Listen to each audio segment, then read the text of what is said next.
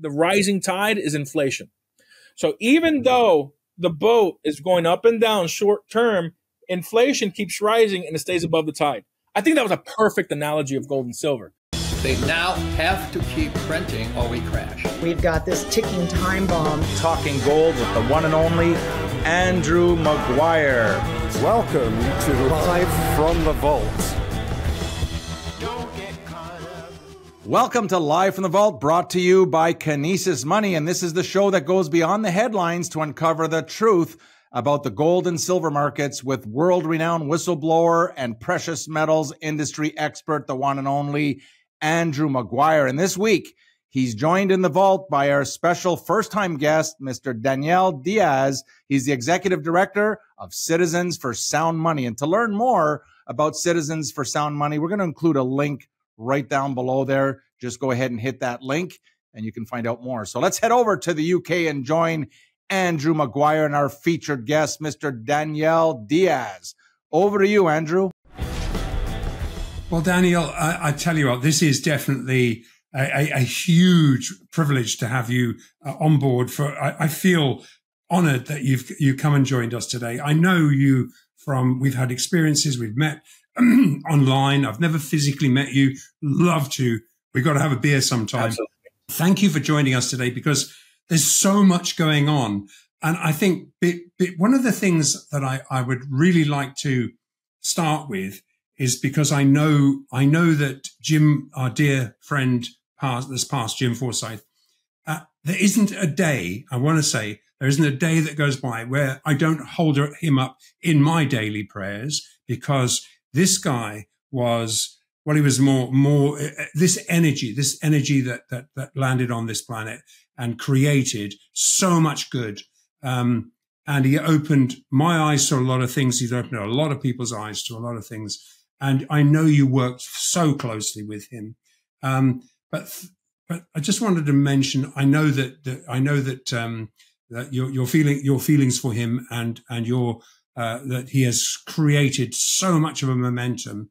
So Daniel, from that point onwards, but I was actually fascinated. This is incredible to me. Most people are so coddled, they just don't understand what would power someone like yourself to take all those risks and to actually go into the front line. It's your experiences. Would you be happy to share some of your experiences growing up? Because to me, it'll explain so much to so many people, because so many of us are coddled. Yeah, absolutely. You know, and just a few words about Jim. Jim was the best boss I ever had.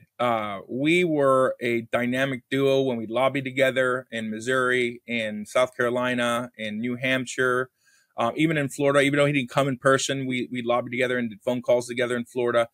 And during our lobbying, you know, he interviewed me. Him and Marion Ward, a former executive director, interviewed me in early 2023. And I gave my testimony of my background, of who I was and why I do what I do. And then I really never shared it again when we were lobbying. And then we were waiting in a committee hearing, and we were discussing what we're going to say. And he leaned over and he's like, "You should talk about Cuba." And I'm like, I looked at him, I'm like, why? What does that have to do with gold and silver? He's like, it tells a story about why you're doing what you're doing, and it's very powerful. And I never really connected the dots. So I said, I don't know, I'll think about it. And then when I was sitting down, I'm like, you know what? I'll just tell people on the committee hearing. And ever since then, that committee hearing, actually, I said it was New Hampshire, and when we were off screen, it was actually Missouri. Because immediately after, one of the ranking Democrats beelined after the committee hearing, came over and shook my hand and said that was one of the most powerful testimonies on gold and silver that I've ever heard. And I mean, Jim was right. And one thing about Jim, you know, he's a modern day founding father of the sound money movement. If it wasn't for Jim seeing the issue, you know, going through the Ron Paul movement, learning about the Fed, trying to end the Fed, he would not have started Citizens for Sound Money. And, you know, I think about him all the time. I was actually just having this conversation with some other people in the sound money movement about how there's a lot of situations behind the scenes when you're in politics. And let me just throw this out there. There's two things people don't want to know how are made, and sausage and legislation. It gets pretty messy. And, one thing I always ask myself as we're going through political situations is, what would Jim do? Jim's last name, Forsyth, means man of peace in Gaelic. And he was truly a man of peace. He's done something in the sound money movement and the gold and silver industry that nobody else has been able to do. Through him, we've been able to unite competitors who are typically going at each other, trying to get the market share of a certain product, whether it's digital currency or physical gold and silver, and come together for a vision of what we say, freeing people and giving them economic liberty and economic freedom from the fiat economy. And with that said, I want to jump in about my background because you pointed out that, I'm on the front lines. I've been on the front lines since I was 16 years old. Why have I been in the front lines since I was 16? Well, I'm a first generation Cuban American. And my family fled Cuba in 1965. And what was the straw that broke the camel's back for my family? Well, and I don't know if you know this, but in every communist country, there is a communist informant for the party on every block and on every floor in a condominium. And they inform the state if a citizen breaks party rules. So my grandfather, at the time, they were rationing meat, and my grandfather wanted to buy extra meat. And he basically paid off the butcher to get extra rations. Well, so the communist informant found out on the street, called the communist police. They came in and arrested my grandfather, threw him in jail. The minute he was released, he's like, hey, we need to go. They packed up all their things, went to the Havana airport. And when they were at the Havana airport, they literally confiscated everything except for the clothes on their back. And if it wasn't for friends and family in Miami, when they landed, my family would have been homeless.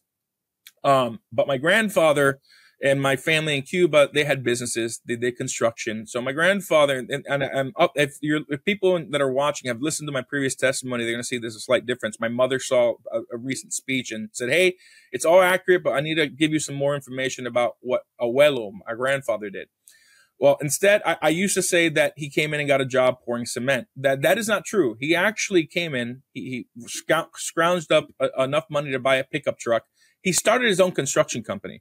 And he started pouring cement and doing contracts with as a contractor for other construction companies starting in the 60s. And my family struggled. He would do side jobs. He'd work extremely hard. He would go to the grocery store with my grandmother, buy pies, cut it up, and sell it, the slice of the pie, to his workers and other contractors that he worked with. And from the 1960s through the 70s and 80s, he built up that construction company to the point where he sold it in the 80s, retired, and left our family an inheritance. And I grew up hearing about the opportunities that my family, America provided my family, and how everything was taken away from not just my family, but millions of Cubans because of communism. So I promised myself at a young age that I'll never allow what happened to my family's country to happen in my country. So I dedicated my life, honestly, my professional career, my life, to preventing the spread of socialism and communism in the United States. And that's taken me through a wild journey. I have worked on every type of political campaign, from presidential all the way down to municipal. I've run PACs, super PACs, and most of my adult career, I've been a political consultant and political activist, and really fighting for freedom and liberty. And your audience will be like, well, if you're a political consultant, what are you doing working as executive director of a sound money group? And well, that's because I've realized that there's a close correlation between economic liberty and personal liberty. So when I was in grad school, I worked full time as an insurance agent through the Knights of Columbus. Later on, I became a stockbroker, learned about the fiat economy. It kind of connected a lot of dots for me at the time, understanding that currency, or money as they call it, currency makes the world go round. And then around the time of COVID, Bitcoin went through a bull market in 2017. And I had friends who were like, my business partner actually at the time was like, hey, we should look at investing in Bitcoin. Bitcoin was around $5,000 a coin at the time. And I'm like, no, absolutely not. You know, being fiat trained, I'm like, that's just like a tulip situation. I'm never going to invest in Bitcoin. Nothing backs it. And they just kept going and pounding on me and like, hey, we should look. By August of 2021, is it 21? I think it was 21. No, 2020. August of 2020. I just was fed up. I'm like, I'm tired of hearing about Bitcoin. I don't want to hear anything about it. Stop. I'm never going to invest. So one of my buddies, also named Daniel, called me because my business partner called him and it's like, hey, let me show you 2 videos. If you're not convinced by Bitcoin and blockchain technology after watching these 2 videos, we'll stop talking to you. I didn't even need to watch the second video. The first video was a video by Don Tapscott. I think the title was How Blockchain Technology is Changing the World. And it wasn't the technology, it wasn't the privacy, it wasn't all the benefits of cryptocurrency and the limited supply. What got me was around 2/3 through the talk, that's a TED talk, about 15, 16 minutes. He started talking about the immutability of the blockchain and how you can add things onto the blockchain, like titles of homes and deeds. And that caught me because he gave an example about a situation in Nicaragua where, first he said that 70% of the world's population have tenuous titles and deeds, meaning that they don't own the land. They lease it from the government for like 99 years, similar to what the UK did with Hong Kong. In Nicaragua, there was a story of when the communists were in charge where a farmer had the military show up, and the government official says, hey, your title and deed says you own it, but the government title and deed says my friend in the party owns it. They pointed guns and they kicked him off his own land. And he's like, now imagine if that title and deed was on the blockchain. No government could get rid of that, could delete it or alter it because of the immutability and the strength of the network. And it was a light bulb went off. I'm like, holy cow. If we had this technology in the 50s and 60s and my family's title and deed was on the blockchain and we somehow overthrew the communist government, we can go back and prove that we were the original owners when it was illegally taken and either get the land back, get some type of reparations. And I realized then that blockchain technologies was extremely powerful because what it does, it proves ownership electronically and immutably. And, I went from being anti-blockchain, anti-crypto in August to by September, I'm like, man, this technology is real. So I went down the rabbit hole and I started learning about cryptocurrency and mining and everything. And I'm like, what is mining? So, and I started buying my first crypto, Bitcoin, Ethereum, in October. And I started learning about mining. And I'm like, well, how is this all created? By November of 2020, I was mining Ethereum. By January of 2021, I started a crypto consulting and a crypto mining company called Mining Life, and the rest was history. I was very successful.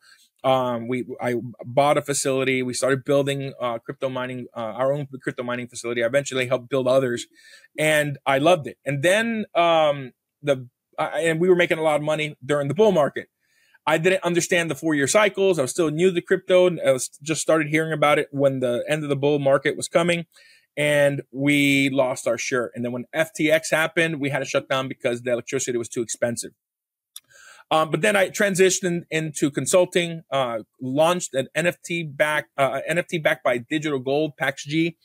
But I wanted to get around the whole securities. I wanted to provide financial. Look, my background is I always wanted to fight socialism and communism. And I think economic liberty and economic freedom is one of those things. So I started the crypto mining because I saw it as a way to really get people to become financially free. When blockchain mining in Florida became untenable, I launched an NFT to provide a yield and getting paid in Bitcoin and gold. And the way we would do that is I said, sell the NFT, create a crypto mining facility in a favorable state, and then give a yield split 50-50 in digital gold and Bitcoin.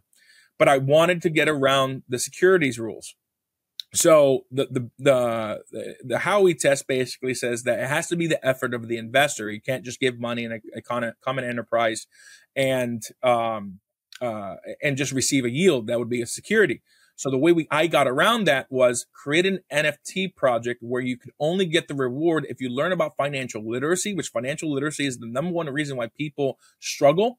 And take a quiz and pass it. And the only way you'll get that yield for the month is if you study, take the quiz and pass it. And I wanted to get sound money. I knew about sound money from the Bitcoin perspective. I knew nothing about sound money on the gold and silver side, traditional sound money. So I had the education on the crypto side down. I needed to find a partner. And sure enough, Citizen Sound Money came up. And that's how I reached out to Jim and Marion Ward. And at first, Marion Ward and Jim kind of, not on purpose, but they just ignored my emails. Eventually, I saw an internal email after I got hired that Marion's like, I don't think this guy's going away. I think we should meet with him. So then they finally had an interview. And in that interview, I defined money based on similar to Mike Maloney. And because before the interview, Jim's like, I asked him, how can I learn about financial literacy on the sound money side? He's like, go watch Mike Maloney's Hidden Secrets of Money. That series, if your audience hasn't seen Hidden Secrets of Money, completely shattered my worldview on monetary policy, completely did a 180-degree paradigm shift, and it got me down the path. I mean, that year in 2023, I probably read 13 or 14 books on sound money, including The Creature from Jekyll Island, including How to Buy Gold and Silver from Mike Maloney and others. And, after that interview, we heard about a piece of legislation. This is how I got hired by Citizen Sound Money. We heard about a piece of legislation in Texas trying to make gold and silver electronically legal. And that was something that C4SM wanted to support. We hadn't officially started our legislative efforts, even though it was always the mission of C4SM. So I offered my services. I'm like, hey, I've been in politics for a while. I know contacts in the Austin legislature. Let me see what I can do. They were so impressed by me volunteering my time to try to push this along at the last stretch of the session. They offered me a position as legislative director of Citizen Sound Money. And that's how I became, I started working for them. It was a part-time position. I still had my NFT project I was trying to launch. 5 months later, they asked me to take over the organization. October 1st was my first day in 2023 as executive director. And it's been off to the races ever since. Jim Forsyth, I learned about this slightly before he passed. And then afterwards, several people came up and told me, but he told me once or twice, and then I've heard it countless times, that he told our board and he told his family that the best decision he's ever made for C4SM was hiring me because of just my tenacity and just my background. And one thing that I live my life by is a quote by my second favorite president. It might be my third now. Trump's moving up there. But Reagan has historically been my number one, and my number two was Reagan's favorite president, Calvin Coolidge. He has a quote, and I'm going to paraphrase it. Actually, I might just read it. It's a quote on persistence, and persistence, Calvin Coolidge. And the quote goes like this. Nothing in the world can take the place of persistence. Talent will not. Nothing is more common than unsuccessful men with talent. Genius will not. Unrewarded genius is almost a proverb. Education will not. The world is full of educated derelicts. Persistence and determination alone are omnipotent. The slogan, press on, has solved and always will solve the problems of the human race. And ever since I saw that quote, since the 20s, I have pushed and pushed and pushed. And some people love it, like Jim Forsyth. Other people who are receiving the determination and persistence aren't my biggest fans. But it's true. I mean, there are parables in every religion, and just it's a fact of life. If you keep pushing and don't give up, even in business, even in life, even in family situations, do not give up, persist and press on, and you will succeed. It is the most powerful force, the most omnipotent force that has solved almost every issue in the human race. What if Europe gave up? What if America gave up against the Nazis? What if we gave up against the Soviet Union? Right? It was constant determination and pushing and pressing on that has solved every problem in the human race. So that's my background. That's why I push. That's why I try so hard, because people who don't know about what it's like to live in a communist country, most Americans, most people in Western Europe, except, those that were part of the Soviet Union, I would say those that are part of the Eastern Bloc of Europe align a lot more with the ideas and ideology of Cubans and other communist nations. than anyone else. We understand what it's like to be fearful of your government. I never experienced it, but being around my family, I mean, it's like I just absorbed all those experiences. They don't understand how fleeting freedom is. They don't understand how the government can control you when they control the money. And that's what they've done. They hijacked something that we, the people, created. We chose gold and silver. We, the people, thousands of years ago, because it was so hard to attain, going into the dirt, getting it out, refining it. First, it was electrum. We learned how to separate gold and silver. Then we made coinage with the Lydian Empire. And then the Athenian Empire just spread it. And then the Roman and so forth. Like it's incorruptible. Gold is, right? Silver tarnishes and so forth. But gold, I mean, it is the perfect form of money. It's scarce. It's durable. It's portable. It's a store of value. It's a medium of exchange. It's a unit of account. It's stable, right? It is the best form of money. And blockchain technology, that epiphany, that light bulb that it brings liberty. We brought real money to the 21st century thanks to Satoshi Nakamoto creating blockchain technology. And we are able to add the ownership contracts, right? When you own gold and silver. Initially, that's how currency came about. The goldsmiths receive all this gold and silver. They realize, hey, nobody's really redeeming their gold and silver. Let me write some more claim checks. And that's where paper currency backed by gold and silver started. And that's where fractional reserve banking started. We don't have fractional reserve banking and asset-backed digital currency companies or that technology with blockchain technology because it's audited, right? Bureau Veritas audits all the vaults that Kinesis has, and ensures that there's more gold and silver in their vaults than there are digital tokens. So I love it. You know, it's like a whole story that has brought me to this point. And making gold and silver a legal tender, like there's comments that people make online. It's like, why do we need to make it legal tender in the Constitution? Or regardless of the fact that that is in the Constitution, courts made it basically made it a collectible and so forth. Another reason why the state should do it is right now gold and silver transactions are considered barter transactions. Gold and silver is considered personal property. And there's tax implications. And by making gold and silver legal tender, which the United States Constitution allows, it says in Article 1, Section 10, Clause 1, that states can't coin money or make anything money except gold and silver coin for the payment of debts. That is the only thing states in the United States can make legal tender, gold. And it isn't minting their own gold. It's recognizing gold as legal tender. So by doing that, we're elevating gold and silver as a property to money. It has the same legal protections as transacting with Federal Reserve notes. When you barter with gold and silver, you don't have the same legal protections. And in fact, it can be even argued whether contractually you can have those protections too.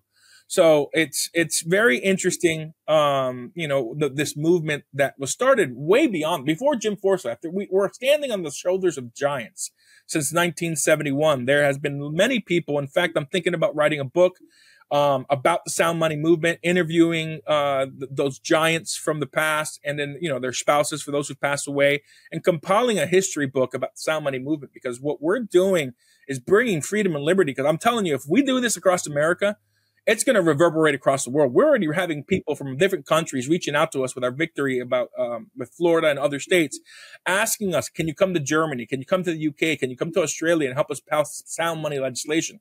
Citizens Sound Money, we're in the US, but we're a global organization. We will help wherever we can help to help draft legislation and push the sound money movement to bring real freedom and liberty economically to the world. I mean, it is all those things, and the fungibility of gold. Anywhere you go in the entire globe, it doesn't matter if the language is click language, it is the same fungibility. And I think one of the beauties of blockchain, and one of the things that Kinesis is very happy to try and promote, is transparency. And to me, I've worked many years with people who artisanal miners, and they've come out of the bush and they hold up their phone and they wait for the signal and they see the price of gold at 3,000 and they're given half that by a broker. And And it's like they're robbed, and then they don't even get paid for 90 days or 180 days. I mean, these people don't get the drugs, the water, and the respect they deserve for the effort and the energy they put in. And I think the beauty of, as you say, it's immutable. There's the price. Now you need to how do I get that price? You need to eliminate all the friction. And again, this is all it goes to nth extremes. So we can now see the guy who brings it out of the ground, like the very tiny piece of gold that comes out of the ground, all the way through the system to the end price. That's what he should have. That's what he should have, with very little friction along the way. And I think what you're talking about here is so big. It's so big. It's actually, it explodes the head. Yeah. No, we're taking on the entire financial system, right? JP Morgan Chase, which in the gold and silver community, people aren't a big fan of JP Morgan Chase, but JP Morgan Chase has a very famous quote: gold is money. Everything else is credit, right? Credit is just a representation of the dollar, and it's based on debt, right? And we're getting back to money. The minute the government took over gold and silver and with the gold standard, it started to pervert, and dilute the purchasing power, because they just started printing. And we see this through empire after empire. And there's a correlation Ray Dalio has that nations that use gold and silver, sound money, rise to prominence as the superpower of the world. And they start failing. One, because they start expanding to keep their empire intact through war, and they don't have enough gold and silver to maintain that military might. So they start debasing that currency. As they debase the currency, the world starts taking notice. And that country starts losing power. It's happened with every empire in the world. It's no different in the United States. We see that with BRICS. We see that with the dollar is at the weakest point since 2022, 2021. And our debt keeps rising. We're at 37 trillion, I think, already, in U.S. debt. That doesn't count for all the bank credit, which creates new currency. There's over $200 trillion in bank credit, and then other derivatives. It's horrible. And, I say this when I'm testifying and speaking, that in America, a study came out last year that 78% of Americans live paycheck to paycheck with not $1,000 to their name. That means statistically, when you walk into a room in the United States, 4 to 5 people are broke, and they don't know why. They don't know why. And it's because the government's stealing from them as they print currency and do deficit spending. I've heard stories, and this is another reason why I'm so passionate about doing what we do.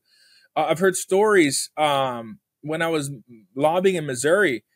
We had just gotten it through the Senate. I was meeting with the chief of staff of a Democratic senator. I walked out, called an Uber, and the Uber driver and a brand new Escalade passed me. And I realized that, the driver was quite old. So I called the driver. I'm like, hey, can you come back? She came back. And I went inside the car, the vehicle, and I saw that she was quite old. I'm like, ma'am, do you mind if I ask how old you are? She said, I'm 78 years old. She's 79 now. That was a year ago. And I said, why are you driving Uber? Why did you come out of retirement? She's like, well, I'm a widow, and my husband's Social Security, my Social Security, and our retirement doesn't pay me enough to eat. I have to drive Uber because Uber pays for this car and it allows me to eat. If I don't drive, I don't eat. It was devastating. It was devastating. Same thing in New Hampshire. I was staying at a hotel near the Capitol in Concord, and I was just talking to the hotel manager, and she was telling me she works 3 jobs as a manager at a hotel. I'm like, why are you working 3 jobs? She's like, if I don't, I can't survive. And then recently in Florida, I went to a church meeting with Christians who want to be involved in government. We were praying. We're talking about what we're doing in Florida. And a older lady sitting next to me started writing something after we prayed, and I talked about what we're doing. And I thought she was taking notes. And then she slid it across from me. I have the paper here somewhere. She says, my name is Beth. I'm a 94-and-a-half-year-old woman, and I'm outliving my money. Please use me as an example next time you talk. This is the story of American after American, 78% of Americans who are struggling, and they don't know why. So we are fighting to bring economic liberty back so that they can put their economic energy. Because when we put work, we're exerting an energy. That energy I call economic energy. And where we store our economic energy is where we have our wealth, right? If you're doing a wage and getting paid for physical wealth, the best place to put your economic energy is gold and silver because it preserves your economic energy. If you're religious and you're praying, meditating, a monk or a nun, you're putting your economic energy into heaven and storing treasures in heaven, right? If you are a thinker and a philosopher and you're coming up with ideas, you're spending your economic energy on ideas and philosophies that could help people understand reality. So where you focus your economic energy is where your wealth is. Do not put it in something that's going to steal it. It's designed to steal your wealth, which is fiat currency, the euro, the yen, the Australian dollar, the US dollar. They are all designed to steal your economic energy. And what is economic energy? It's time. Time is our most valuable asset. And if you do not store it and protect your time, which is money and energy, you're going to lose it because once you spend your time, we have a finite amount and you can never get more of it. What you can do is you can multiply your economic energy. And that's where investments come in. That's where things like Bitcoin, where stocks, real estate, those are great places to multiply, to be a force multiplier of that economic energy and wage that you've created. But money, the only place that I believe you can store your wealth is gold and silver. More so gold. Gold keeps up with inflation and the theft more than silver. But still, silver is the common man's money. Gold is the king's money. I talk and personally and share with people that I believe in an 80-20 ratio. You should put 80% of your wealth in gold, 20% in silver, because if silver pops off like it has historically, you can always rebalance it and put it in the gold because, you know, silver at some point is going to outpace gold. Gold's still leading it right now. But preserve your money in gold and silver. Multiply your economic energy through investments, whether it's businesses or just derivatives or cryptocurrency. Do it properly. DCA, I think, is the easiest way for a normal person who doesn't know how to trade the markets to invest. Just meaning put the same amount every interval of time, whether it's weekly, monthly, put the exact same amount into that asset or investment. And it just, with the ups and downs, don't worry about the price, just DCA in and you'll usually come out on top. But yeah, I don't know how I went down that rabbit hole. I forget what you asked me, but no, I think, yeah. To me, there's so much going on here. I think you've absolutely underscored the most important point, which of course, the only money is gold and silver. That there is no other money than gold and silver. Everything else is debt.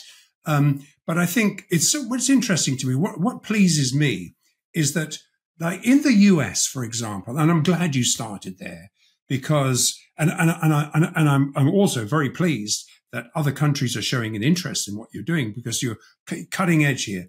But over the years, and I've been around a while, and the average American that I used to bump into over the years, how much gold do they have? Well, maybe what was on their finger, maybe. But whereas I go to India and the average, the average, farmer, he's cycling down a dusty path on his cycle. He's got kilos of gold from over the years. They understand the value. When he goes to the market, he takes a coin, a singular coin. And so he's off the grid. Maybe for that reason, he's off the grid. But the point is that then if you suddenly find, then you talk in contrast, there's that 94-year-old lady that's her time's run out of wealth. She got nothing to support her. And it's like, but if she had had that mindset in the past, and of course, what you're doing is changing that. You're changing that. You're bringing this to the forefront so that the average person, now I speak to the average American, bloody hell, everyone else wants gold. Everyone's like into gold now. And I think physical gold too, because that's the other thing. We're talking about physical. Forget the paper. And a lot of the US people I've talked to in the past, they think the COMEX is the market.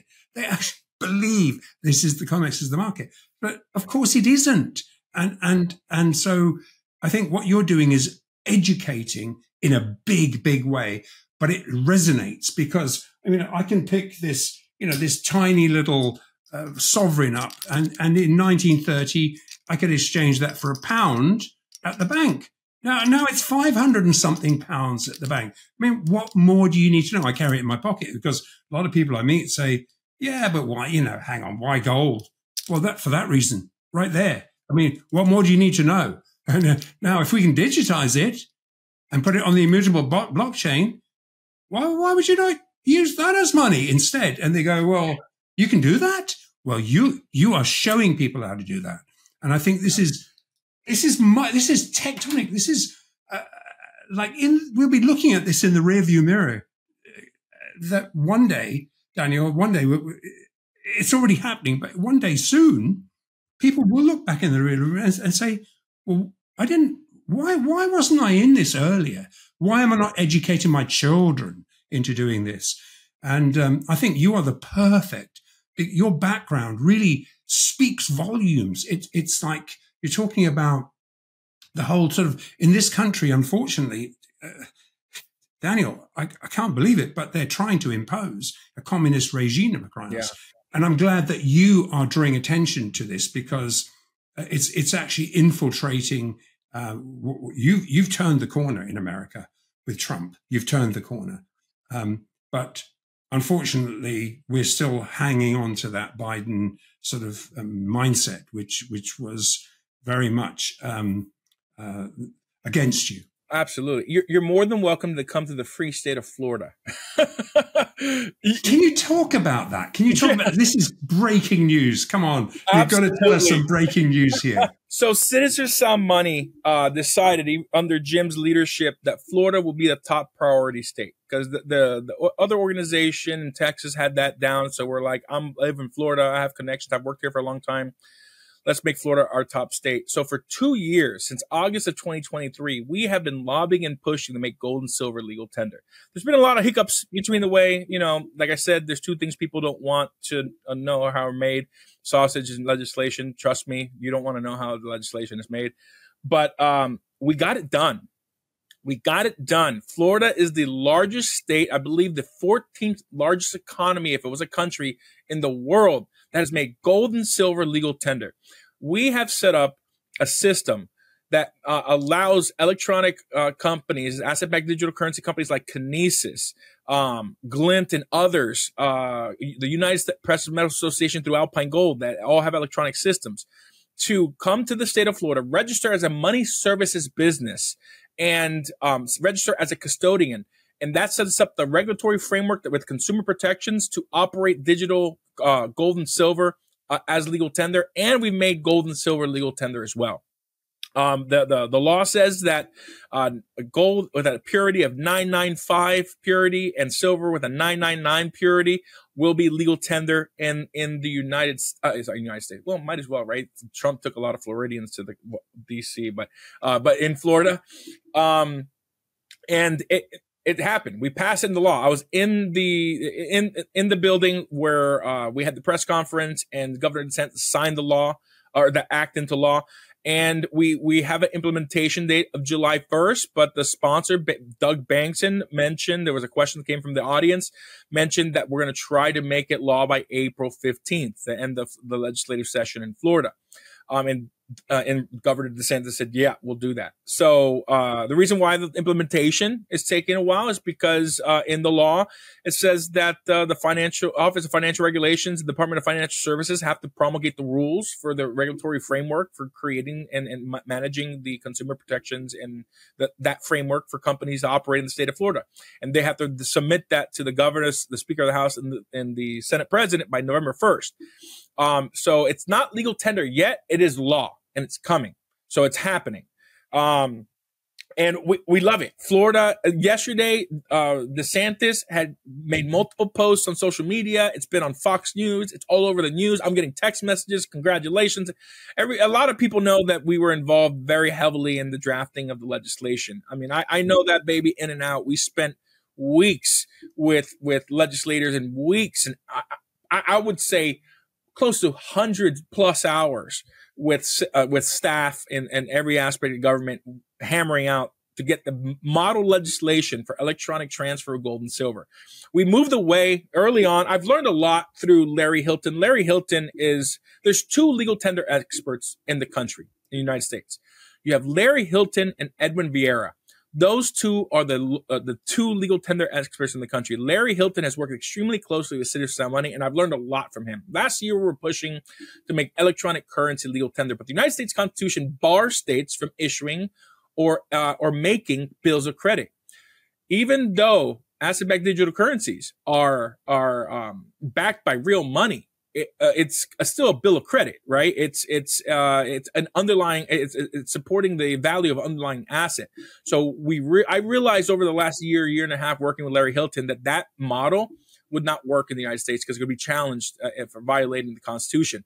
So we transitioned from making gold and silver legal tender to creating a regulatory framework to transfer legal tender electronically. It's a very nuanced difference. You know, like we wanted to make electronic currency because there's precedent in the United States where states could do that, but Supreme Court rulings have made it unconstitutional and declared it unconstitutional for a reason, because it violated the intent of the founding fathers. But let me tell you, it's exciting. Floridians are now in one of the most, actually, because of the electronic transfer of it, the most sound money friendly state in the country. And right now, they're the Cato Institute and the American Institute for Economic Research put out these surveys of the freest states in the country. New Hampshire is number 1. Florida is number 2, but I think there needs to be a revision. We might become number 1, the freest state in the country. So, Andy, if you ever want to move out of the socialist regime of the UK and come to economic liberty, come to Florida. We have plenty of space. We have great laws and we have great people.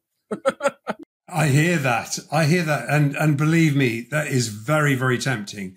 Now, I think you mentioned, I think, is it 43 or 43 states that have adopted legislation, at least, to simplify the use of gold and silver? But how does that lead into, where the rubber meets the road? Yeah. So of the 50 states, this year, around 24 to 27 states introduced some form of sound money legislation, not necessarily all legal tender. Of those 24 to 27 states, we said 24. Other organizations 27. I have to do that research. But there were 16 states that had legal tender. Of those 16 states, 4 have made gold and silver legal tender. Those states in order of this year was Idaho, Alabama, Florida, and Missouri. Texas is very close, so it might be the 5th state. With the current 4 states, we now have 20% of the country that has made gold and silver legal tender. Florida is the first to make electronic gold and silver. Actually, can I say that? No, Arkansas.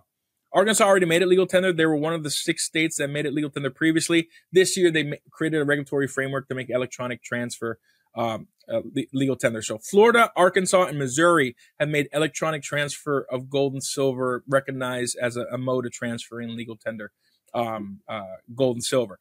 So 20% of the country and Texas might be next. So it's extremely exciting. The tide is turning. You know, the sound money movement has been fighting to get back to a gold standard since 1971 when we got off of it.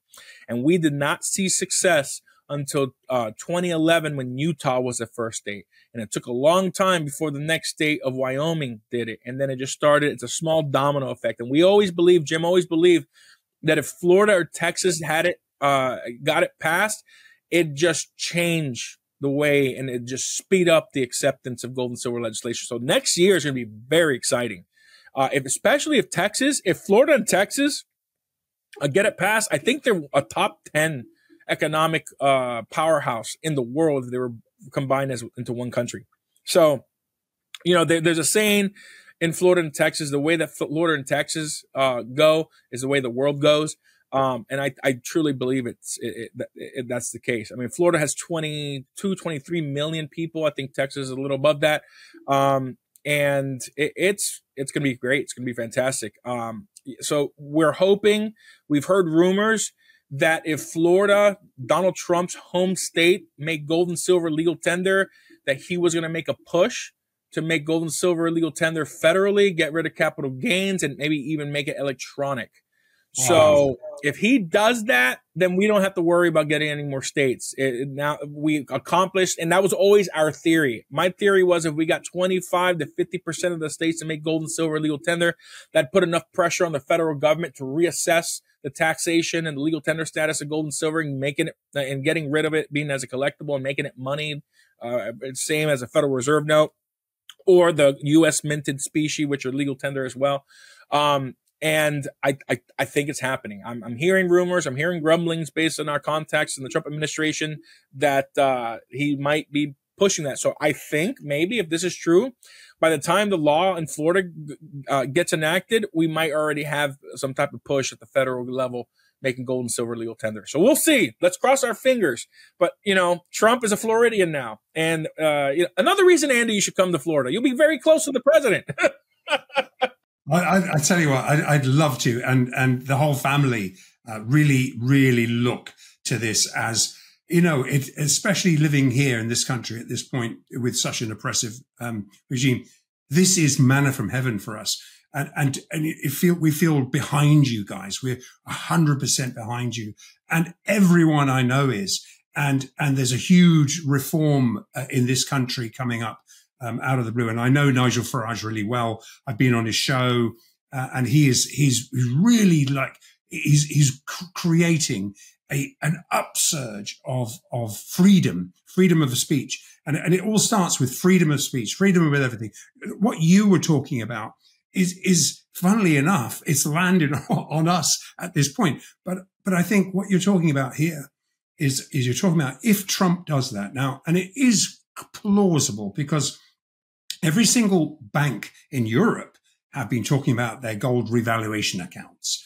If you'd had 8,133 tons at $42 and you happen to want to market anywhere close to what most of the bullion banks are estimating right now, well, there's $1 trillion right there. I mean, hang on. So, and that's just the starting point. But then, as you say, it becomes money. This is mind-blowing stuff. And I don't see why that wouldn't happen. No, 100%. At Bitcoin conference last year, I was supposed to be there, but last night my flight got canceled, and I had this show. It was more important for me to be on the show than to catch a flight. I would miss half the conference and come back tomorrow. So this is the first year since COVID I haven't gone to the Bitcoin conference, but I'm not a Bitcoin miner consultant anymore. I'm the executive director. Trump said at the Bitcoin conference 2024 that he was going to reevaluate the price of gold to the market price, use that new currency that's backed by our gold reserves to buy Bitcoin and drive the market up. If he did that, that would be today at the current price, that would increase the balance sheet of assets in the United States to an additional 700 billion or 800 billion dollars, which will decrease the debt to GDP ratio, bring us below 100%, and strengthen the GDP numbers. I mean, in reality, by doing that, you're just creating more inflation. But see, that's why I'm not a big fan of the gold standard, because all you're doing is creating bills of credit. I'm for just making gold and making silver legal tender. Let the free markets determine the price, not the government. Because every time the government gets involved in the free markets or in people's personal lives, it never ends well. Never. Give me an example where the government has gotten involved in the middle of the free markets that it's actually thrived. Right? Very true. It's never happened. And also, tell me a government that has taken power and has freely relinquished it. Yes. Right? Yes. Never. When government adds something into their grasp of influence, they never release it. It usually takes revolution or some major reforms to change it. Like like William Wilberforce got rid of slavery in the empire, and then if the United States we had the revolution, but if we didn't have the revolution, we would have gotten rid of slavery decades prior, and we would have not killed our own men in the Civil War. It took a civil war to get rid of slavery. That's the type of stuff. It wasn't a revolution. It was an internal battle and struggle where lots of millions of men and lost their lives. When government takes something, it is very, very difficult for them to relinquish that power. And you know, it's very telling that the UK. I mean, we're over here on the other side of the pond, as you say. We're watching you guys and how they're throwing people in prison for speaking their mind and offending others. And the fact that, you know, the UK, like, I'm worried about visiting and speaking my mind, because even Marco Rubio, Secretary of State, said they will do everything within their power to ensure that Americans in the UK, when they visit, are allowed to speak freely. That is a major contention right now between the Trump administration, the United Kingdom, and their governments. Because look, economic freedom, freedom of thought, freedom to speak. If you have a people that can't speak their mind, it's basically slavery and enslavement. You have a people who fear their government. When the people fear their government, that is the problem. The government needs to fear their people. And that's the system we have in this country. We have a democratic republic, and the government fears us when we mobilize. Also, it helps that there is as the Japanese admiral said, behind every blade of grass, there's an American with a gun. You know, so that's the reason we have the Second Amendment. Because during the revolution, the American Revolution, or others say the war of I forget the other term that the UK uses. But in the American Revolution, one of the reasons we put the Second Amendment in there was because UK soldiers would come and just confiscate weapons, and they had no rights to the weapons. You know, that was the main reason we had the Second Amendment, not to protect ourselves from ourselves, it's to protect ourselves from the government. And the UK, you guys don't have the right. It's very difficult. I think if you guys still have a right to have a rifle for hunting or whatever, it's tough to have that in the UK and in most Commonwealth nations or in most countries in the world. You can't have weapons because the government fears the people. The government tries to do everything within the power so that the people fear them versus the other way around. But you know what? You know, you really have struck a chord here, because I think people need to know this is going on. And certainly this side of the pond, people need to know.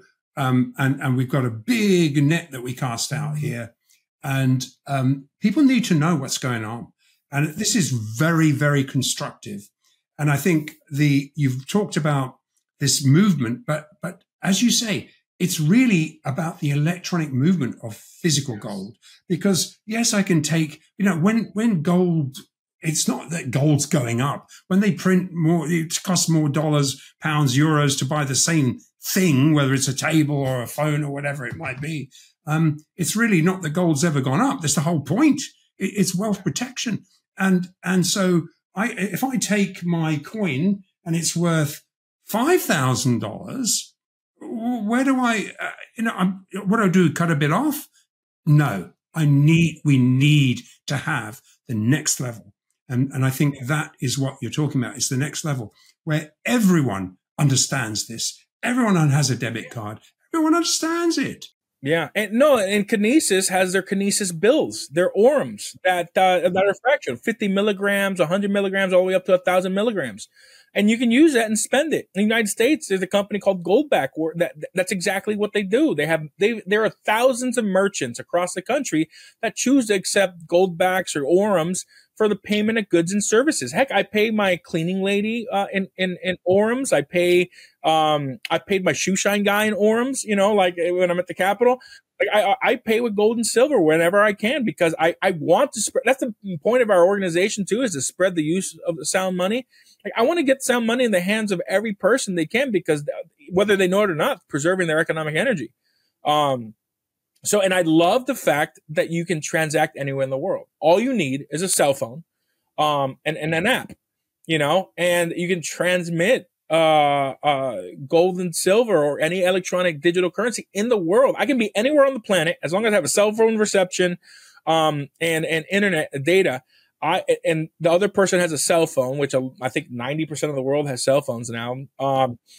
All you gotta do is download a wallet or the Kinesis app, and I can pay you in gold and silver or any digital asset. And it's peer to peer. You know, and when it comes to to decentralized currencies, there's nothing in the middle that will prevent you. And that was the whole point of Satoshi Nakamoto, creating a peer-to-peer electronic cash system. That's the whole white paper of Bitcoin. And that was just the foundation. Blockchain technology was just the foundation, and you can do so much with it. The internet transformed the world, and you can get knowledge like that. I mean, my entire estate plan I learned online. I consult, I have CPAs and attorneys and everything that I talk to, but I've worked it without paying them. And I just said, hey, this is what I've done. Just look over it. It's the internet proliferated information. And then blockchain technology has proliferated economic freedom and liberty because it's taking the government and central banks and third-party apps out of the equation where you can transact through freedom and liberty the way that you want. That's why CBDCs are so nefarious, because it's the complete opposite. It's going back to fiat currency. It's programmatic money where they can program anything and everything to prevent you from doing what they don't want you to do. They want to control your calorie intake. They can see where you spend your money and prevent you from buying more food. If you speak out against the government and dissent against them, they can prevent you from spending your money outside a certain area. If they want to prevent you from flying, you can't spend your money to fly or take a train or anything. That's the difference between a CBDC and an asset-backed digital currency and cryptocurrency that's peer-to-peer. You're taking me down, or maybe I'm taking myself down the rabbit hole, but no. I mean, but we've experienced it. I mean, in COVID, I mean, that's exactly what we experienced in COVID. Everyone tried to actually get us a digital ID and a social credit system. And essentially now that's what this big green agenda is, a social credit system. Oh, by the way, you've had enough flights for the year. Or hang on, you can't drive your car with that odd license plate because you've already used your credits up. I mean, this is ludicrous. This is ludicrous. So we need to empower ourselves and get, this is where no one can stop this. I went to Indonesia. I mean, we met with, as Kinesis, we met with the head of the equivalent of the CFTC there, and to talk about digital gold and every single person that on the back of a scooter or had a cell phone, every single one. And yet there are millions of unbanked, underbanked people there. And we broke the mold because, as you say, instantly. So if you're working in Saudi and you want to send your money back to your family sitting on a little island in Indonesia, it's there that quick because you've got a signal. It's there. I get paid my reimbursements for travels and per diems and everything in gold through Kinesis.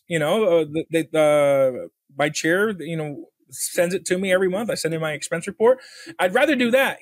For tax purposes, I take my main wage in fiat dollars. But I get my reimbursements in gold and I just leave it there. Like, why would I convert it to fiat dollars? I'm going to leave it there and it goes up. And I love the fact that you can, what blockchain technology has done is what that light bulb moment was for me, that this is truly freedom. This is truly liberty because I can prove ownership with the immutability of the blockchain, and I can transfer anywhere in the world for a fraction of the cost of remittances, the remittances services, right? Because they take a big chunk, sometimes as high as 25%. The people who people in the first world don't really need cryptocurrency, right? They don't need stable coins. We have the infrastructure to send fiat through our current banking system. The people who need it the most, which is what Tether has identified, are the people in unbanked societies that don't have access to banks. And, and that's what I think Kinesis' mission is too, to reach the unbanked, to give people the economic freedom and liberty to transact and save when they couldn't before because they didn't have access. Look, in the first world, want to be unbanked. The only bank accounts I have is because of my businesses and my salary. But most of my wealth is on the blockchain or physical metal. Like, I'm mostly unbanked. And the minute that we have bank accounts on like crypto exchanges or Kinesis or whatever, I'll just stop using banks. I don't like the banking sector. To me, banks are just an extension of the government. Right, it's an extension. Well, yeah, because they've been debanking selected people. They debanked me. Yeah, are they okay? So they do to anyone. I mean, if you bought a MAGA hat, you were debanked. I mean, Vance was so powerful in his bringing that message to Europe, bringing that message and facing these people who were squirming. You should have seen. I don't know if you saw that, but there was this big pile of European bureaucrats, and he just nailed it one after that. And you could see them like squirming. No one's ever spoken to us like this before. And it's like, this is powerful stuff, and it all interconnects. And I think what you guys are doing in America right now, Florida and the various places, and will, as you say, become a global movement, because it already is. Because once you've learned something like this, once you realize there's an alternative, and once you realize that the power is with you, start by just buying a gold now. Start by buying gold and silver now. You have just empowered yourself. It's about taking to me, it's about taking responsibility for oneself, and then bringing that, and then there's a social side to this too, because then all your friends, your neighbors, everyone you speak to understands it too, and escapes this chute that's going into these government coffers. No, 100%. And, when it comes to unbanking, because I was a crypto miner before everything's changed, Wells Fargo debanked me. Bank of America debanked me. They shut down all my business accounts. Wells Fargo not only shut down my business accounts, but they shut down all of my personal accounts too. I had to transfer to multiple banks. And that's where I mostly became unbanked. I sent all my wealth into the blockchain, and I operated primarily on the blockchain. Now that, it's more accepted because of the Trump administration, and I'm banking again. And I have to for my businesses, right? So if I want to transact because I have some side businesses. This is my full-time job, but I have some side hustles in gold and silver. So I need bank accounts. But yeah, there's a representative who sponsored our legislation in New Hampshire. We haven't gotten through New Hampshire, and there's reasons for that. There's one man that keeps trying to kill. He takes pride in killing every golden piece of legislation in New Hampshire. But Representative Keith Amon, he says this, and we interviewed him for our TV show, Money Myths. He says, look, the best time to plant a tree was 10 years ago. The second best time is now. That was in reference to buying gold and silver in Bitcoin. Yeah. He's a big Bitcoiner. If you don't have gold and silver, the best time was 10 years ago to buy it. The second best time is now. Don't hesitate.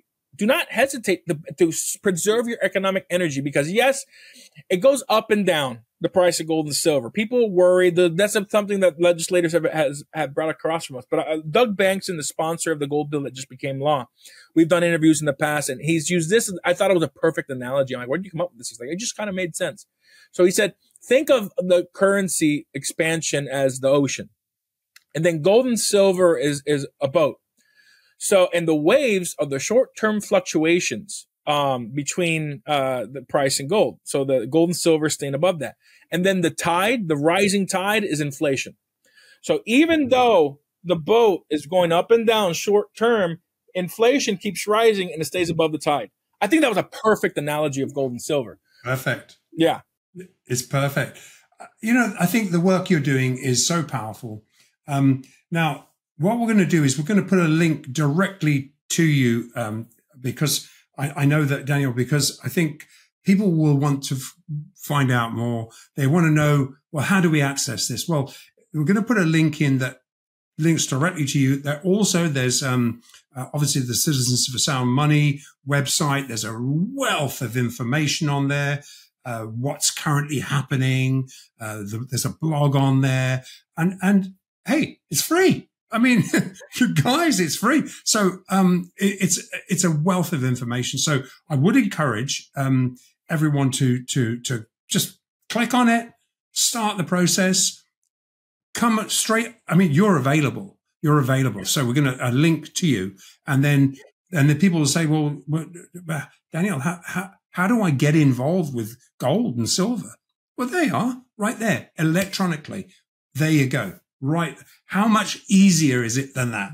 Yeah, absolutely. And for those people who are in the US or who want to call, we have a toll-free number, 877-749-1776, 877-749-1776. The way I remember it, 749, the 49 is for the 49ers that went out and got, mined gold and silver in California. And then 1776 is the year we were founded. And then if you want to email us directly, you can email us at support@citizens, the number 4 soundmoney.org, support@citizenssoundmoney.org. We will respond.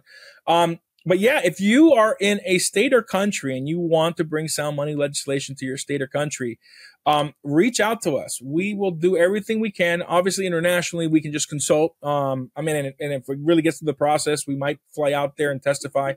But in your state, we'll fly out. We'll work with you, with your local legislators, to bring sound money legislation. And I will also encourage Americans to call your congressman and your U.S. senator and ask them to push and to get rid of capital gains on gold and silver. I think I am hearing birdies that Trump might be doing this, but if we start getting support from the common people calling their congressmen, hey, we want to get rid of capital gains. We just saw Florida pass gold and silver as legal tender. There's no sales tax in Florida anymore, but we still have to pay capital gains for using money. It doesn't make sense. Tell them we want to get rid of capital gains so we can spend our real money without paying taxes. So, start that. And there are those small things, even around the world. Call your members of parliament, call your whatever your government officials are called in your part of the world. Call them and let them say, hey, let's make gold and silver money.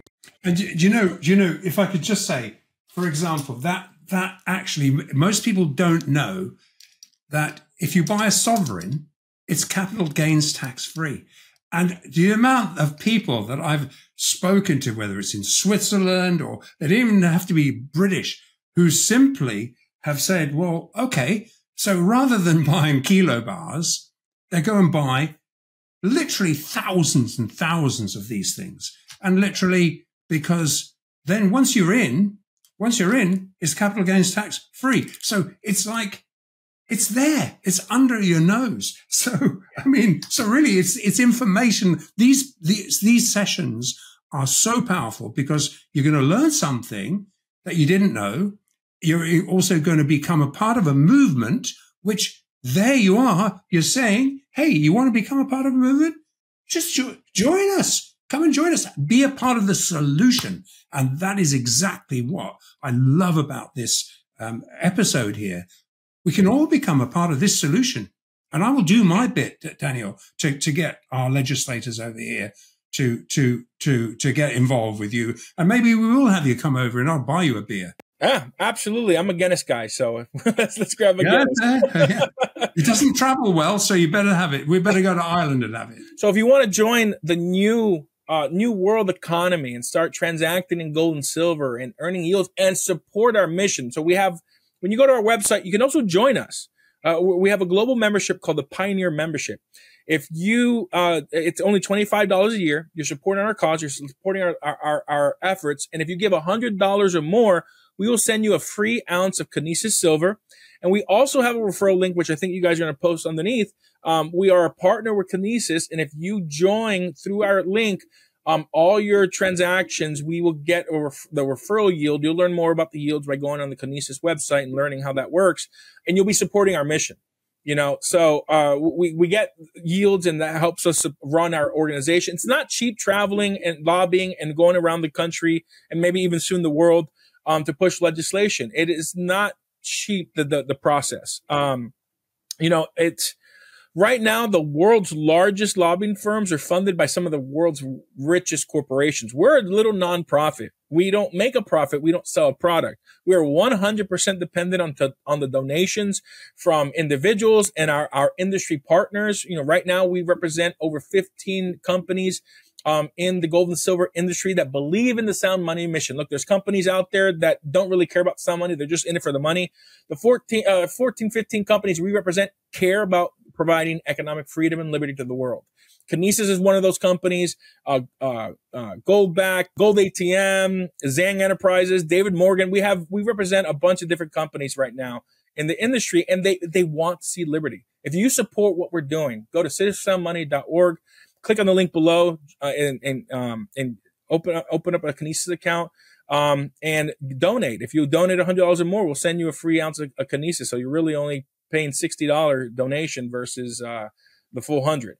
So thank you, Andy, for having me on. And I've been wanting to come on for a while. I've been a little busy trying to change the country and potentially the world. So now that everything is slowed down, and it was perfect timing. We didn't know when the governor was going to sign it, and he signed it yesterday.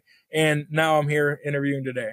You know what comes through is your passion and your persistence. And without that passion, there would be no persistence. So it's thank you. Thank you for all you've shared with us today. I think people should play this back more than once. There's so much stuff in there. But thank you for joining us. And you know what? We will need you back again. And to find out the next level of this story. And if we can, and if anyone can contact us as well and say, look, here, we can, how do we get a hold of, get a hold of you? Well, I mean, we'll also help in that respect, but let's just get this thing moving along. Guys, the solution is right in front of us. It's there. It's up to us to take it to the next level. You've got the power. You've got the persistence and the passion. And I think you've inspired me. I want to go out and do something now. And I'm 74 and it's coming later in the day and I should be having a glass of wine, but no, I want to do something now. You've got me going. Call your member of parliament, invite and house and member of the Lord, or House of Lords, or what do you call it? Just a lord? They're all. They're just such a bunch of idiots. But no, I will be calling. Nigel Farage is a friend, and I know him, and I'll be talking to him about this and saying, come on, you've got the track, the inside track. That's the next thing. When I came on his show, we talked about gold. And he's a real gold. He understands gold. He's an ex-trader. He understands it. So I'll bring it to him and see where that leads. And then, anyway, but thank you so much. And we'll definitely ask you to come back. And one thing you guys can probably start now is expanding it from sovereigns to all, I guess, what would you call, we call them U.S. Mint here, but all Royal Mint coins. Britannia's. Just expand it beyond that and make everything tax deductible or capital gains free. Maybe that's a small incrementalism in politics. If you can't get the whole shebang, start incrementally and start going year by year and taking back your freedoms and economic freedom. So, but thank you so much. I'm looking forward to coming back, and I'll be more than happy to support in any way that I can to bring economic liberty to the UK. Likewise. Thank you. Thank you. Bless you. Bless you.